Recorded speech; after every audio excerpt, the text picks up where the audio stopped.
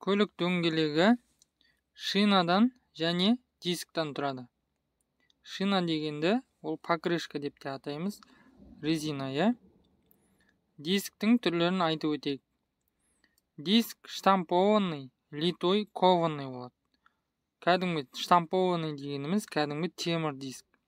Литой дегеніміз ол кәдімгі титановый диск деп айтамыз ғой. Құйма диск ол алюминий немесе магнийдің құймасынан жасалады. Кованый деген дискіміз өте мықты диск. Штампованный диск, темір диск майысып, қайтадан дөңгелек жөндейтін жерден оны қайтадан орнына келтіруге болады. Ал литой дискіміз ол нәзік, ол бордюрсындай қатты жерлерге тиген кезде шытынап, ол сынады. Ал кованый диск ол өте прочный деп айтамыз ғой, өте мықты болып келеді.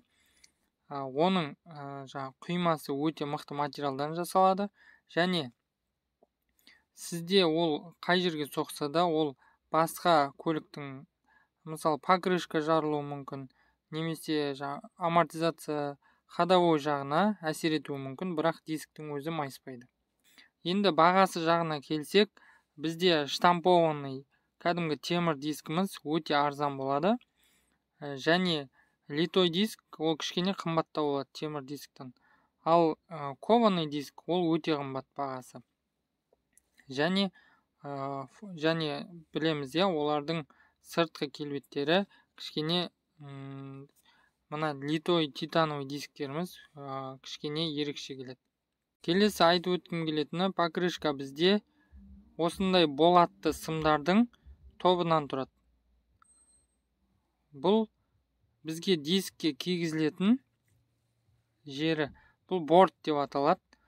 Дискке мықтылап тұратын осы екі шетіндегі балонның негізгі құралы. Одан кейін бізде оған корд деп аталатын резина кигізіледі, одан кейін жіппен тізіледі, және қайтадан резина қабат, одан кейін қайтадан жіп қабат.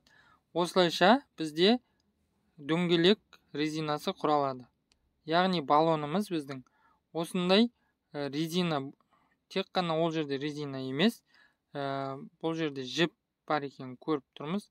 Одан кейін мына боковинасында бізде мына қапталында келетін жерде маркировка, яғни қандай марка екені барлығы көрсетіліп тұрады.